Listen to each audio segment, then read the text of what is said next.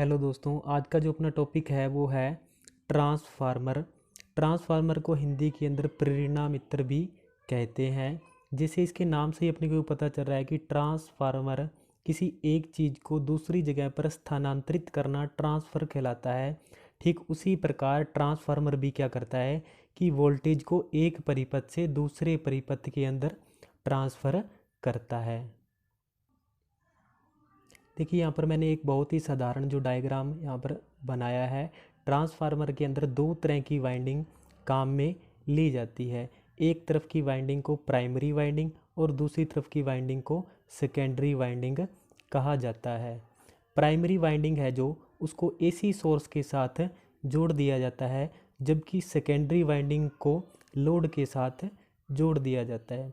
जो ये आपको एक रेक्टेंगल दिखाई दे रहा है, यह सॉफ्ट आयरन कोर का बनाया जाता है ताकि प्राइमरी वाइंडिंग द्वारा बनाया गया फ्लक्स इसमें आसानी से प्रवाहित हो सके। अभी आपको जो एनपी दिखाई दे रहा है, इस एनपी का मतलब ये है कि प्राइमरी वाइंडिंग है उसके अंदर टर्नों की संख्या कितनी है, और एक तरफ लिखा हुआ है एन एस। इस एन एस का मतलब है कि सेकेंडरी के अंदर टर्नों की संख्या कितनी है।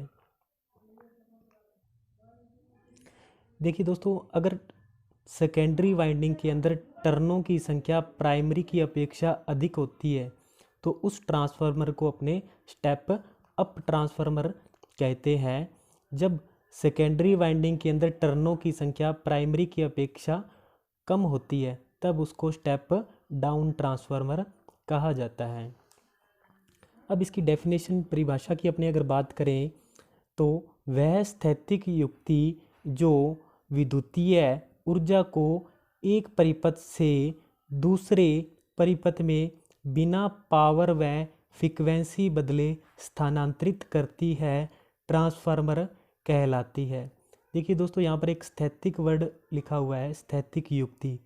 इस स्थैतिक का मतलब ये है कि ट्रांसफार्मर के अंदर रोटेट करने वाला कोई भी पुर्जा नहीं होता, इसलिए यहाँ पर ये स्थैतिक वर्ड है जो काम में लिया गया है। उसके बाद यहाँ पर लिखा हुआ है कि बिना पावर व फ्रीक्वेंसी को बदले स्थानांतरित करती है। तो देखिए दोस्तों, ट्रांसफार्मर कभी भी पावर व फ्रीक्वेंसी को नहीं बदलता, सिर्फ वोल्टेज को मान में ही परिवर्तन करता है।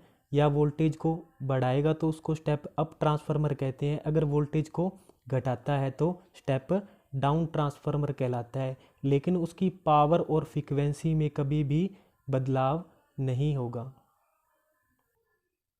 देखिए, इस चीज़ को अपने समझने के लिए मैं एक तरफ प्राइमरी लिखता हूँ और दूसरी तरफ सेकेंडरी लिखता हूँ।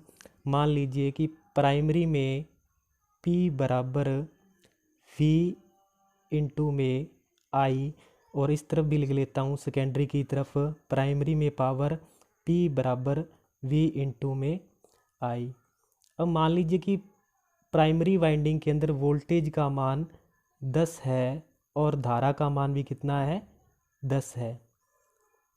अब अगर इस वोल्टेज को मैंने 2 गुना करना है तो यहाँ पर क्या हो जाएगा कि वोल्टेज का मान बढ़कर 2 गुना कितना हो गया, 20 हो गया।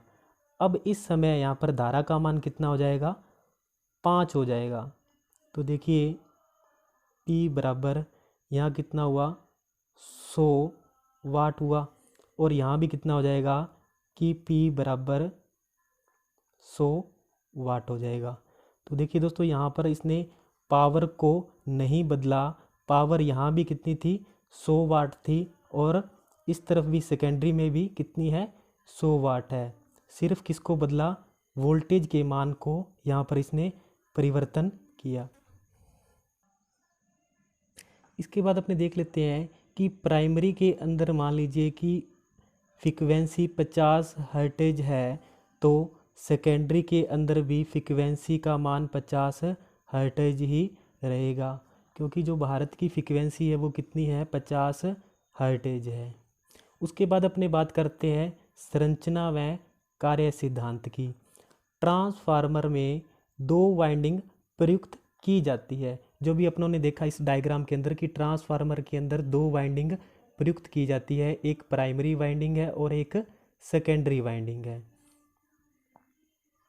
जिन्हें एक कोर पर स्थापित किया जाता है। देखिए दोस्तों, ये एक ही कोर है जिसके ऊपर दोनों ही वाइंडिंग यहाँ पर स्थापित की गई है, एक प्राइमरी वाइंडिंग और एक सेकेंडरी वाइंडिंग। वाइंडिंग को प्राइमरी व सेकेंडरी कहते हैं। प्राइमरी को स्रोत से व सेकेंडरी को लोड से जोड़ा जाता है, जिसके बारे में अभी अपनों ने बात की थी कि प्राइमरी को एसी सोर्स के साथ जोड़ दिया जाता है, जबकि सेकेंडरी वाइंडिंग को लोड से जोड़ दिया जाता है। अब इसके सिद्धांत की अगर बात करें तो ये मैंने टीएफ लिखा है शॉर्ट में ट्रांसफार्मर, कि ट्रांसफार्मर म्यूचुअल इंडक्टेंस के सिद्धांत पर कार्य करता है। हाँ जी दोस्तों, जो ट्रांसफार्मर है वो म्यूचुअल इंडक्टेंस के सिद्धांत पर कार्य करता है। म्यूचुअल इंडक्टेंस को हिंदी में पारस्परिक प्रेरण व अन्योन प्रेरण भी कहते हैं। उसके बाद अपने देखते हैं कि एक जरूरी नोट ये है कि ट्रांसफार्मर केवल एसी धारा पर कार्य करता है, डीसी पर नहीं। हाँ जी दोस्तों, ट्रांसफार्मर है वो एसी धारा पर ही कार्य करता है, डीसी पर नहीं करता। किसी ट्रांसफार्मर को डीसी स्रोत से जोड़ दिया जाए तो इंडक्टेंस व इंडक्टिव रिएक्टेंस की अनुपस्थिति के कारण इसका प्रतिरोध निम्न स्तरीय होगा और ट्रांसफार्मर जल जाएगा। हाँ जी दोस्तों, अगर अपने ट्रांसफार्मर को किसी डीसी स्रोत के साथ अगर जोड़ देते हैं तो इंडक्टेंस व इंडक्टिव रिएक्टेंस की अनुपस्थिति के कारण इसका प्रतिरोध बहुत ही कम होता है और जिसके कारण ट्रांसफार्मर जल जाता है।